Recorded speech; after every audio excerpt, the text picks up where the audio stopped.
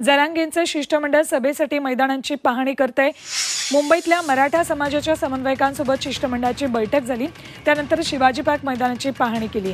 सोबतच आझाद मैदान आणि बीकेसी वांद्रे इथल्या मैदानाची पाहणी सुद्धा केली जाणार आहे। 20 जानेवारीपासून जरांगेंच्या नेतृत्वात आंतरवालीमधून मराठा समाजाचा मोर्चा मुंबईच्या दिशेने येणार आहे। यावेळेला कोट्यवधींच्या संख्येने मराठा मुंबईत येईल अशी माहिती शिष्टमंडळानं दिली।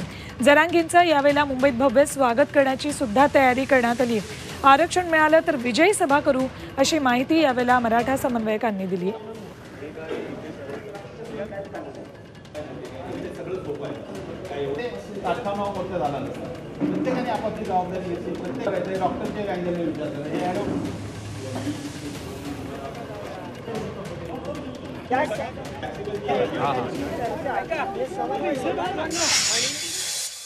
मनोजदादा जरांगे पाटलांचं मुंबईमध्ये आगमन तर होणारच।